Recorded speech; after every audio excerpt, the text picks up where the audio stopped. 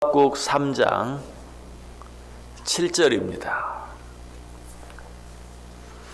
한 절 말씀을 우리 다 같이 한 목소리로 읽습니다. 내가 본즉 구산의 장막이 환난을 당하고 미디안 땅의 휘장이 흔들리는도다. 아멘.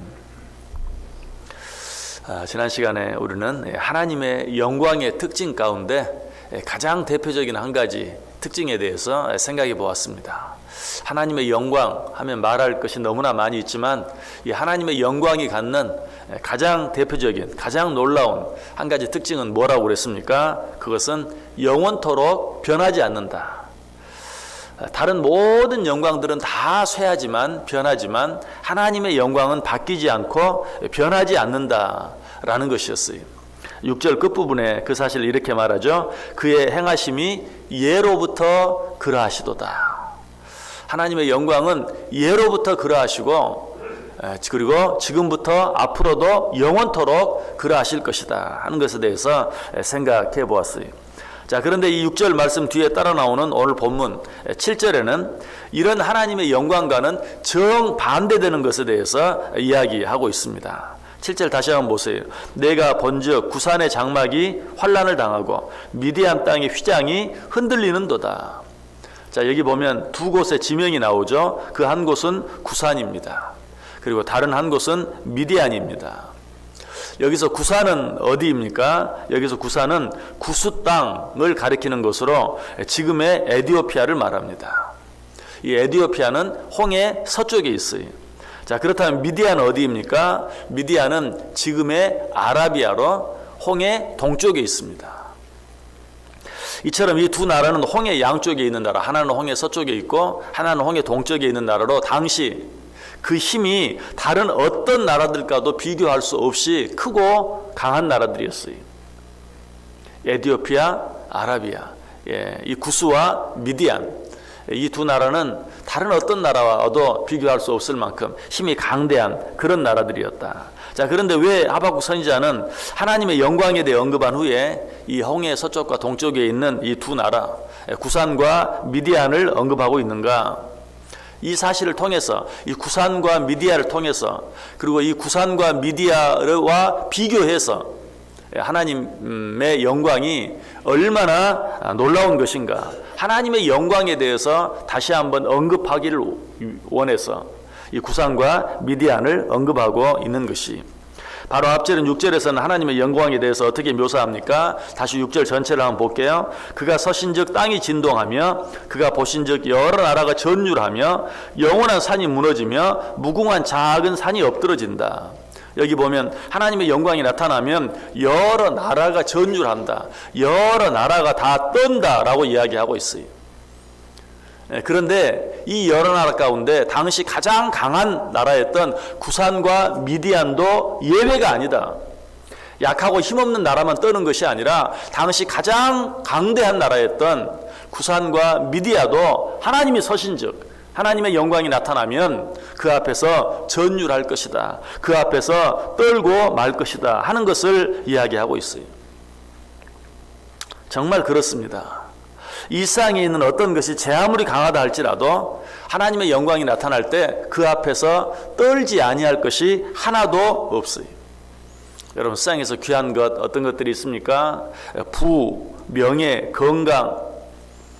우리가 이 세상에서 이런 것들을 자랑하고 이런 것들을 의지하며 살아요. 그런 것들을 많이 쌓으면 어떤 일이 있어도 두려움 없이 살아갈 수 있는 것처럼 생각하며 살아갈 때가 많이 있어요.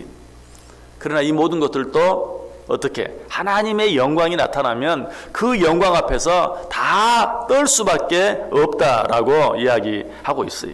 내가 본즉 구산의 장막이 환난을 당하고 미디안 땅의 휘장이 흔들리는도다. 이 세상에서 가장 강대한 저 두 나라는 절대로 망하지 않을 거예요. 세상 모든 나라가 망한다 할지라도 저 두 나라는 망하지 않을 거야. 그 구산과 미디안, 그런 나라들도 하나님의 영광 앞에서는 여지없이 흔들리고 무너져 내릴 수밖에 없다라고 말하고 있어요. 자, 그런데 구산과 미디안을 언급하면서 그 나라 이름 뒤에 특별한 수식어들이 하나씩 붙는 것을 보게 되죠. 내가 본즉 구산의 장막이 환난을 당하고 미디안 땅의 휘장이 흔들리는도다. 여기 보면 장막이라는 말이 나오고 휘장이라는 말이 나와요. 구산의 장막, 미디안의 휘장. 여러분 장막, 휘장 하면 어떤 느낌이 드세요? 영원한 어떤 것을 말하는 그런 느낌이 듭니까? 그렇지 않죠. 장막이라는 건 뭐예요? 휘장이라는 건 뭐예요? 이거는 텐트와 같은 것이, 텐트, 천막과 같은 것이. 이거는 영원한 것을 나타낼 때 쓰는 말이 아니라 일시적으로 있다가 사라져 버릴 것, 잠깐 있다가 없어져 버릴 것, 그런 것들을 이야기할 때 장막, 텐트를 이야기하죠. 그런데 당시 가장 부강한 나라 구산과 미디안을 언급하면서 무엇에 비유해서? 장막과 휘장에 비유해서 구산의 장막과 미디안의 휘장이라고 언급하고 있는 것을 보게 돼요. 왜 그랬을까요? 이미 말씀드린 것처럼 영원한 하나님의 영광, 6절 마지막 부분에 얘기했던 것처럼 하나님의 영광은 예로부터 지금까지 변함없이 그랬어요. 그리고 이 말 속에는 앞으로도 영원토록 변함없이 계속될 것이라는.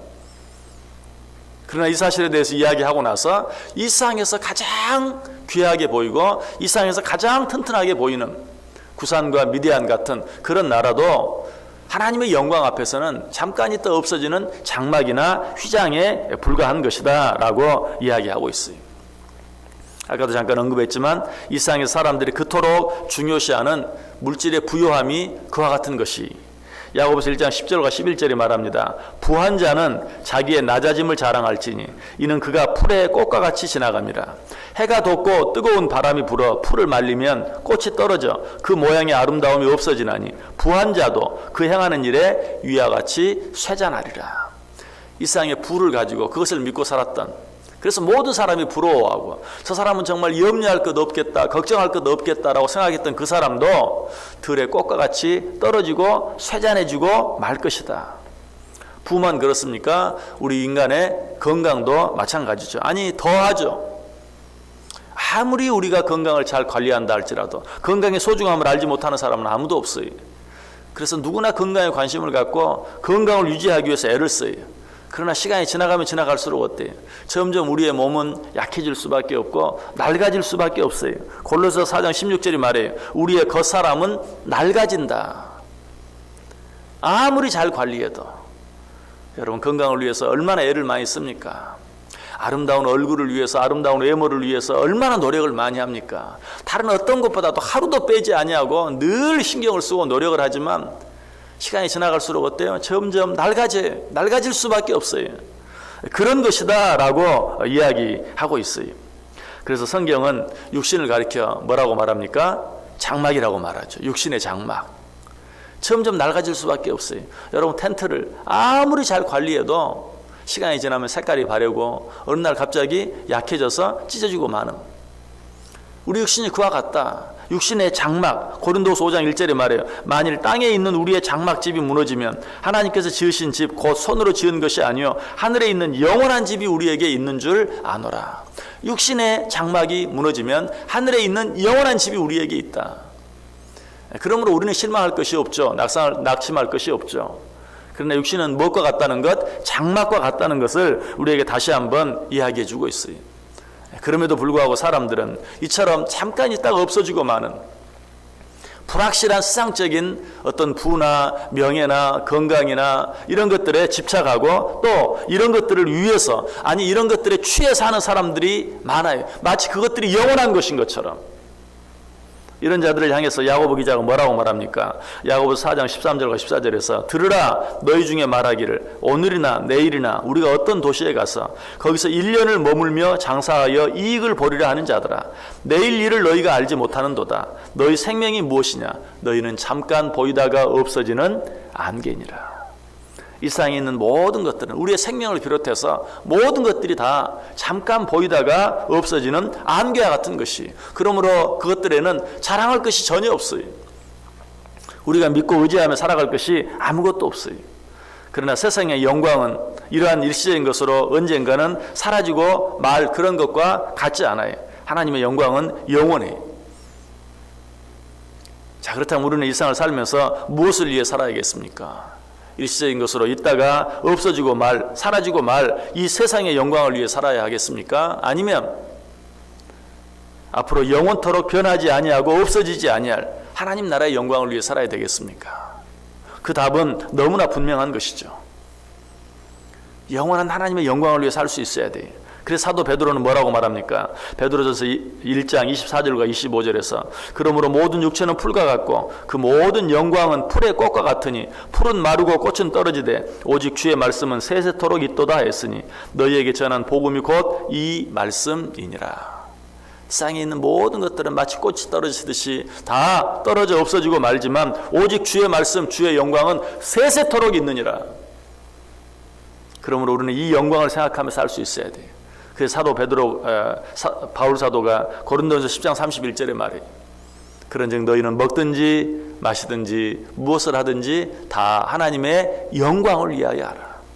썩어질 어떤 것을 위하여 하는 것이 아니라 세상적인 편안함, 세상적인 자랑 이런 것들을 위하여 수고하고 애쓸 것이 아니라 영원토록 변하지 아니하고 쇠하지 아니하고 없어지지 아니할 하나님 나라의 영광을 위해서 하라. 그것만이 너희들에게 영원히 남는 것이다 라고 우리에게 말씀하고 있어요.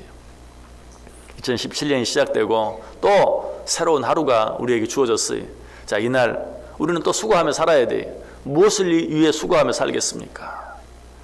구산의 장막과 같은 미디안의 희장과 같은 정말 지금은 그것밖에 없는 것 같지만 그것이 없으면 안 될 것 같지만 그러나 곧 없어지고 말 그런 것들을 위해서 수고하고 애쓰며 살겠습니까? 아니면 정말 영원한 변하지 아니하는 하나님 나라와 하나님의 영광을 위해서 수고하고 애쓰며 살겠습니까? 사도 바울이 우리를 권면하는 것처럼 먹든지 마시든지 무엇을 하든지 영원토록 없어지지 아니할 하나님 나라의 영광을 위해서 이 하루도 수고하고 애씀으로 정말 주님 앞에 섰을 때 내가 너희를 도무지 알지 못한다 라는 그런 책망을 듣는 것이 아니라 잘했다, 착하고 충성된 종아 라고 칭찬을 받는, 환영을 받는 저 여러분들 다 될 수 있기를 주님의 이름으로 간절히 축원합니다.